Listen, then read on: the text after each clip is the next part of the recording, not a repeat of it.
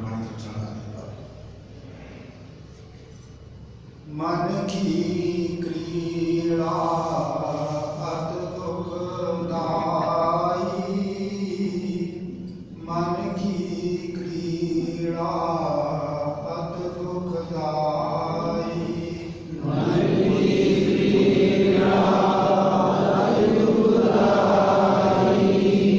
मन की क्रीड़ा अत दुखदाई। तीन काल में जीव तपताई, तीन काल में जीव तपताई, तीन काल में जीव तपताई, तीन काल में जीव तपताई। मनुआ नित ही नित डोलाई, मनुआ नित ही नित डोलाई, मनुआ नित ही नित डोलाई, मनुआ नित ही नित डोलाई। प्रभु की भगत से शांत समाई, प्रभु की भगत से शांत समाई, प्रभु की भगत से शांत समाई, प्रभु की भगत से शांत समाई। मनुआ नित अंधकार विचारे, मनुआ नित अंधकार विचारे, मनुआ नित अंधकार विचारे, मनुआ नित अंधकार विचारे। मिल सत्संग पावे उजियारे,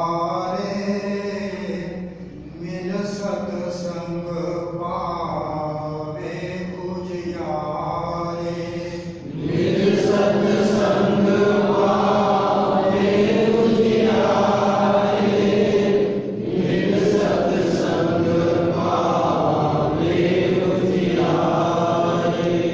मानुष जन्म की सार विचार, मानुष जन्म की सार विचार, मानुष जन्म की सार विचार, मानुष जन्म की सार विचार। दुस्तर मन का करो सुधार, दुस्तर मन का करो सुधार, दुस्तर मन का करो सुधार, दुस्तर मन का करो सुधार। एक विचार एक आधारा, एक विचार एक आधारा, एक विचार एक आधारा, एक विचार एक आधारा। सिमर गोविंद पावे निस्तारा, सिमर गोविंद पावे निस्तारा, सिमर गोविंद पावे निस्तारा, सिमर गोविंद पावे निस्तारा।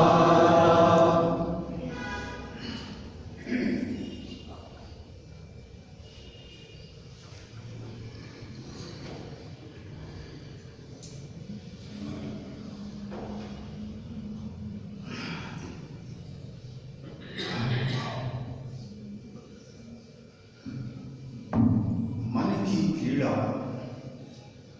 अत दुखदाई, तीन काल में जीव तपताई। जितनी भी मन की सोच है, जितनी भी मन की कल्पना है, या जितनी भी मन की संसार में दौड़ है, तीन काल में जीव तपता है। जीव के लिए हमेशा ये तृप्ति की जगह इसको तपा गई। तीन काल का अर्थ है पास्ट, प्रेजेंट और फ्यूचर। जितना जीवन हमने जिया है, जितना जीवन जी रहे हैं और जितना जीवन जिएंगे, मन की जो दौड़ संसार में है, ये सारी दौड़ इस जीव को केवल परेशान करेगी, बेचैन करेगी, दुखी करेगी या दबाएगी। इसके अलावा इस जीव को कुछ प्राप्त होने वाला नहीं।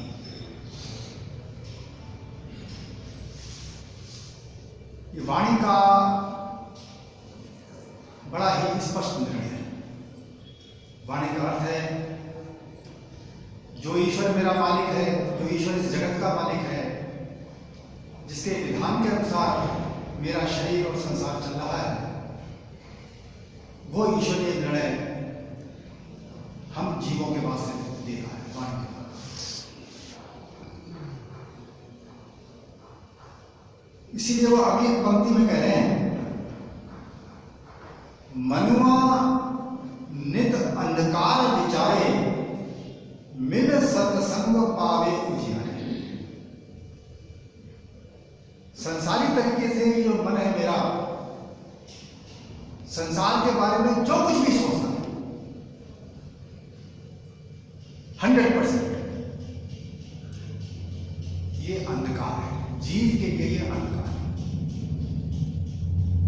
जीव कौन है? जो मन के कारण बेचैन होता है। मुझको पता है मैं बेचैन होता हूं।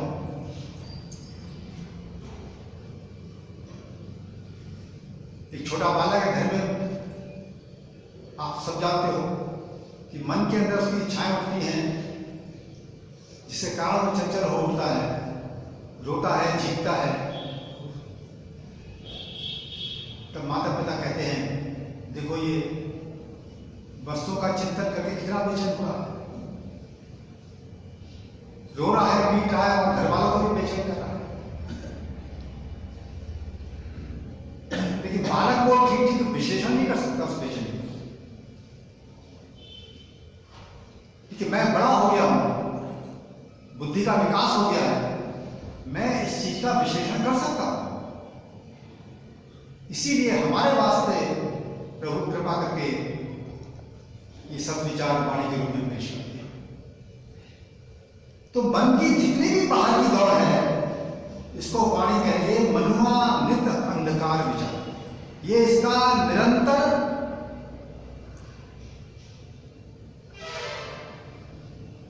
दुखी जीवन के बारे में विचार है, जिसको वो सुख करके देखे।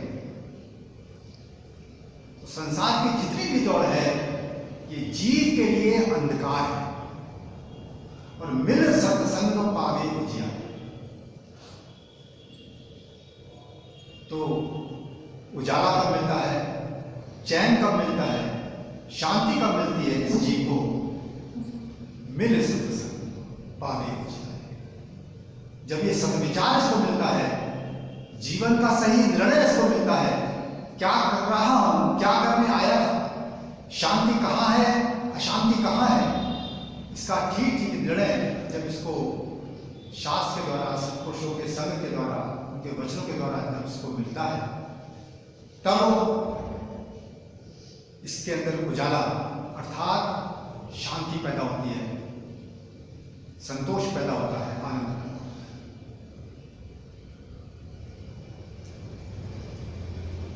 तो जीवन के हम सब जानते हैं दो ही पहलू हैं।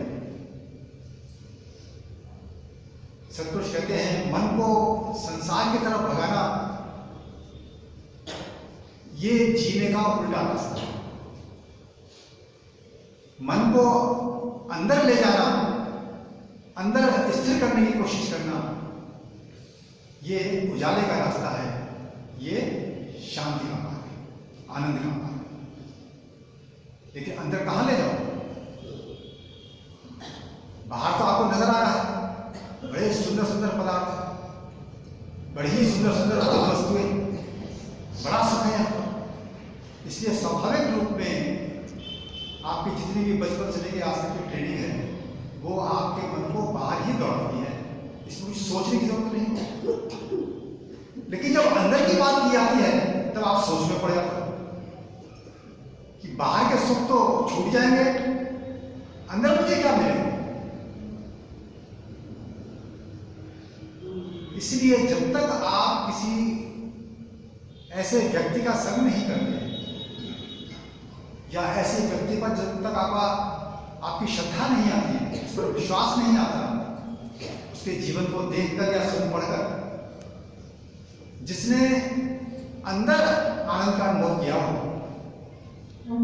या उसके जीवन को देखकर आपको ऐसा लगता हो कि मेरे मुकाबले में ये तो बहुत कम बेचैन होगा, मैं जितना संसार की दौड़ लगा के दुखी हूं, बेचैन हूं, ये संसार की दौड़ तो उतनी नहीं लगाता, बड़ा सादा सा है, बड़ा छोटा सा इसका संसार का प्रोग्राम, लेकिन फिर भी मुझसे ज्यादा ये शांत स्वभाव का है,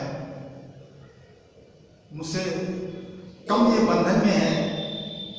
और इसकी बातों से, इसके जीवन से ऐसा लगता है कि इसके अंदर कोई ऐसी चीज जरूर है जो उसको मिली है, जिसके कारण ये अंदर से संतुष्ट और प्रसन्न रहता है। इसीलिए जब किसी गुरु का जीवन आपकी आंखों के सामने होता है या किसी गुरु के जीवन पर आपकी श्रद्धा आती है, तब आप इसके बारे में सोचने को मजबूर होते हैं, क्योंकि वो एग्जाम्पल है। जैसे किसी को भी ये सिखाने की जरूरत नहीं कि संसार में सुख, प्राकृतिक रूप से जो बच्चा संसार में पैदा होता है और जब तक वो शारीरिक जीवन जीता है, उसको ये सिखाने की जरूरत ही नहीं है कि संसार में सुख है। वो ये जानता है कि संसार में बहुत सुख है, जितनी मेहनत कर लूंगा उतने सुख प्राप्त करूंगा, उतना सुखी होगा। लेकिन सत्पुरुष दूसरी ही बात कहते हैं, तो कहते हैं 3 काल में जीव तपता। इस निश्चय को लेकर जो मनुष्य सांसारिक जीवन जीता है वो सदैव, 3 काल का मतलब हो गया सदैव, पास्ट प्रेजेंट फ्यूचर, जब तीनों काल आ गए इसमें तो उसका अर्थ है वो सदैव संसार में तरसता ही रहता है या अतृप्त ही रहता है, या यूं कह लें कि बेचैन ही रहता है। गरीब से गरीब, अमीर से अमीर, राजा दुखिया, राणा दुखिया, दुखिया कुल संसार, मंगत सुखिया सो गया जिस शोभा पाई। ईश्वर का निर्णय तो ये कि अंदर से आनंद की प्राप्ति, शांति की प्राप्ति उसी जीव को होती है जो अंतर्यामी ईश्वर का अनुभव करने की कोशिश करता है, मन को बाहर फैलाने की बजाय मन को अंदर सिकोड़ने की कोशिश करता है, अंदर ले जाने की कोशिश करता है। तो उसका रास्ता फिर एक ही है, क्या कि मनुआ नित ही नित डोलाई, प्रभु की भगत से शांत। मन जो है निरंतर बाहर दौड़ता है, जितना मन बाहर अधिक दौड़ता है उतना ही वो जीव ज्यादा बेचैन होता है। हम क्या करते हैं, हम गलती क्या कर जाते हैं, हम कहते हैं इसने तो देखो कितना पैसा कमाया है और कितनी बड़ी बिल्डिंग तैयार की है, कितना साजो सामान इसके पास, कहां कहां ये घूमता है, कैसे कैसे ये कपड़े पहनता है। महाराज कहते हैं प्रेमी ये बाहर की चकाचौंध देखकर ये निर्णय कर लेता है कि ये जीव या ये मनुष्य बड़ा सुखी है, लेकिन अंदर से वो कितना बेचैन है, अंदर से वो कैसे होता है, किस मानसिक क्लेश में जीता है, इसको सत्पुरुष देख रहे हैं। हमारे पास वो दृष्टि नहीं है। तो वो जानते हैं इसका एकमात्र इलाज संसार में कोई है इस बेचैनी से मुक्ति का, तो वो अंतर्यामी ईश्वर की खोज है, जो शांति का सागर है, जो जीवन रूप है, जो मेरी इस प्रिय देह के जीवन को भी चला रहा है, उसी पर इस देह का जीवन आधारित है। वो प्राणनाथ है, मेरे प्राणों का भी मालिक है। जिसने भी उस अंतर्यामी खोज, उस अंतर्यामी ईश्वर की खोज की, उससे जिसका भी संबंध स्थापित हुआ, उसके जीवन को आज घोर कलयुग में भी हम लोग याद करते हैं। आज भी उसकी कीमत समाज में, उस व्यक्ति की कीमत सबसे ज्यादा पूरे विश्व में। जिस मनुष्य ने अंदर रहना सीखा है, मन को अंदर ले जाना सीखा है, अंदर एकाग्र करना सीखा है, उस व्यक्ति की कीमत आज भी दुनिया में सबसे ज्यादा है।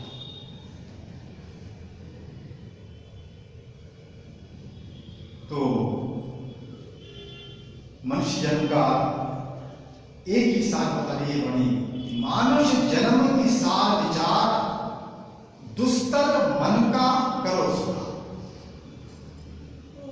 मनुष्य जन्म की साध है, अर्थात मनुष्य जन्म का उद्देश्य है। क्या उद्देश्य है? किस कर्म को करने के लिए आया है? कि दुस्तर मन का करो सुधार। ये जो कठिन मन है, बिगड़ा मन है, इसका सुधार करने के लिए मैंने पुरुषार्थ करना है। तो मन का सुधार क्या होता है? मन का एक ही सुधार है, मन के अंदर जो तमन्ना बन रही है, जो अंधकार अज्ञान बन रहा है कि संसार की जितनी अधिक से अधिक दौड़ मैं लगा लूंगा, जितना अधिक से अधिक संसार के बारे में, परिवार के बारे में सोच लूंगा, उतना ही ज्यादा मैं सुखी हो जाऊंगा। ये जो अंधकार है, इस अंधकार से मन को धीरे धीरे मुक्त करना है और ऐसा सुधार करना है कि ये मन अंदर सुख की, जिसको हम शांति और आनंद कहते हैं, अंदर उसकी खोज करने लगे, उसकी खोज करने में समर्थ हो। उसका रास्ता फिर एक ही है, जो गुरु हमने धारण किया है, जिस सत्पुरुष पर हमने विश्वास किया है, वो इस मन को अंदर ले जाने के लिए क्या प्रोग्राम पेश करता है। तो संसार कह रहा है कि अधिक से अधिक प्रोडक्ट्स भोगने की कोशिश करो, उन भोगों को इकट्ठे करने के लिए अधिक से अधिक पैसा कमाने की कोशिश करो, उसके लिए पुरुषार्थ, ये संसार का मार्गदर्शन। उसके लिए पढ़ाई भी करनी पड़ेगी, उसके लिए अन्य साधन भी अपनाने पड़ेंगे। सारे साधन आपके बाहर ही,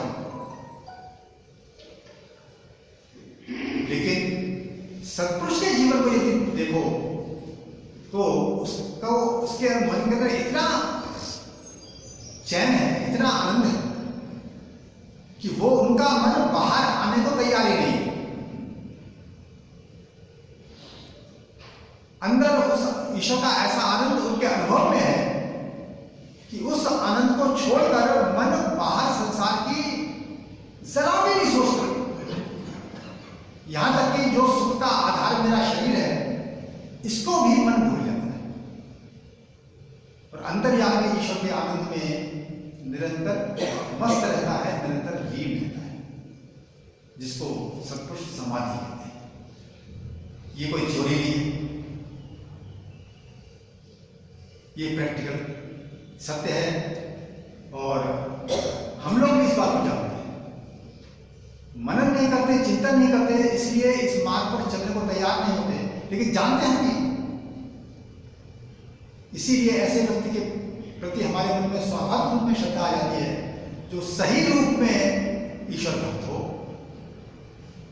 सही रूप में अंतर्यामी ईश्वर की खोज में लगा हुआ हो, या अंतर्यामी ईश्वर का उसने अनुभव कर लिया, उसी के जीवन में शांति नजर आती है, उसी की बातों में सत्यता नजर आती है।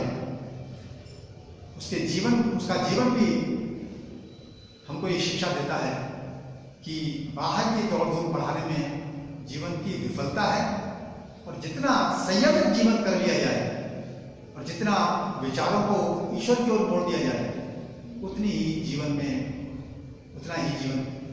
में चैन है और जीवन जैसे होता है। तो दुस्तर मन का सुधार कैसे होगा, या यूं कह लें कि मन की एकाग्रता कैसे बढ़ेगी और मन की चंचलता कैसे कम होगी, मैंने वो विज्ञान सीखना है गुरु के द्वारा संतुष्ट।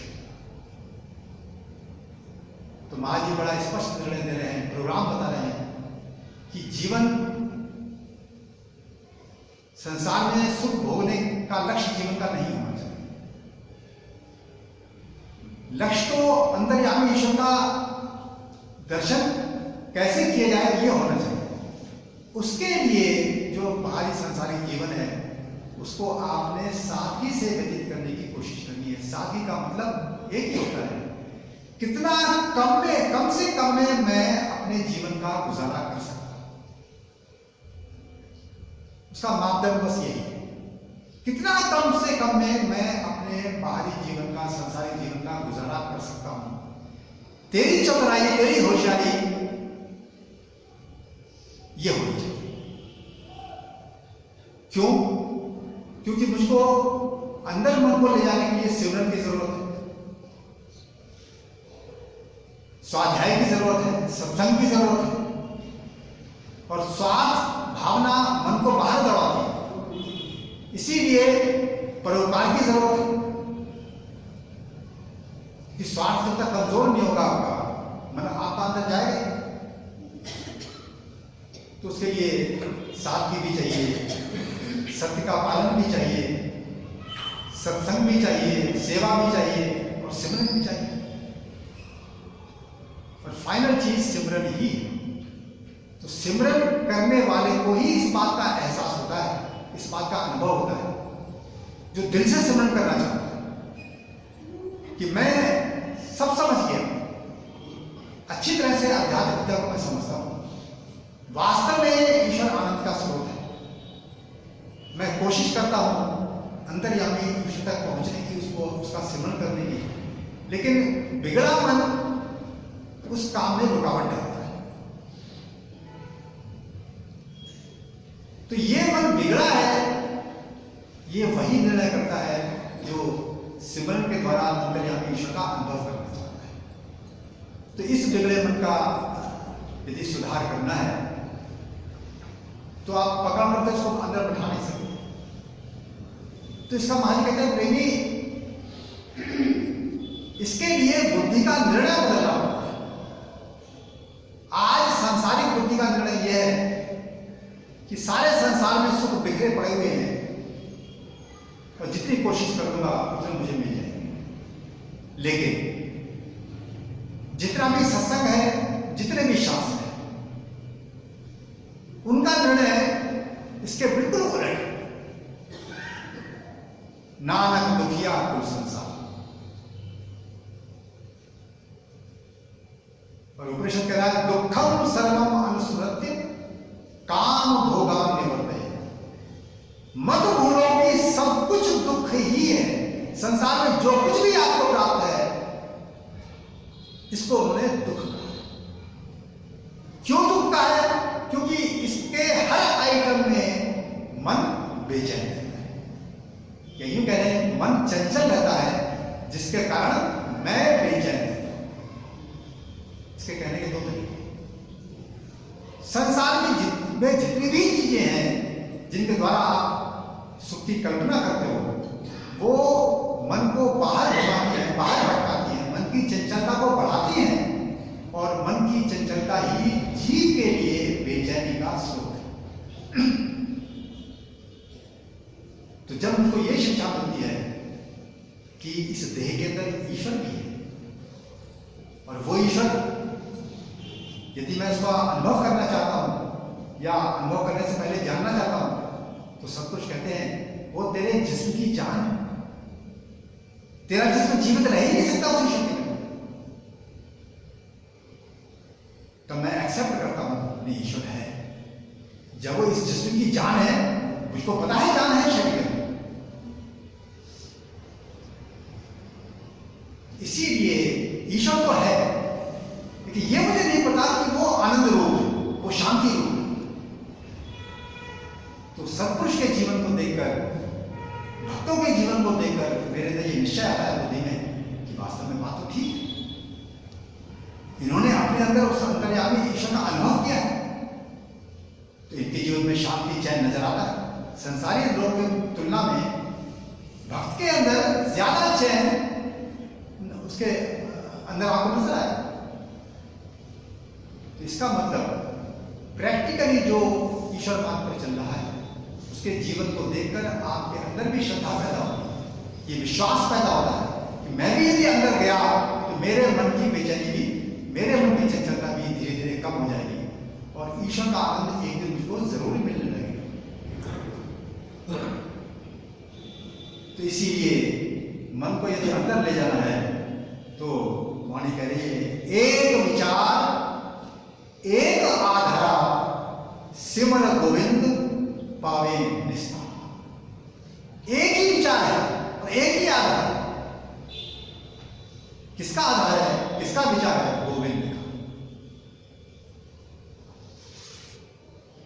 उससे जिसने प्रेम स्थापित कर लिया, उसकी ओर जिसने चलना शुरू कर दिया, उसको इस दुस्तर मन से निस्तारा अर्थात छुटकारा मिला। इस मन की सत्ता उस ईश्वर प्रेम में भस्म हो जाती है। मन नाम की कोई वस्तु रहती है, इसीलिए इस मन को भ्रम करके कहा गया। ये जग मन की भ्रम, केवल मन विस्तार। देखो वाणी क्या है, ये इतना बड़ा संसार केवल मन का भ्रम है।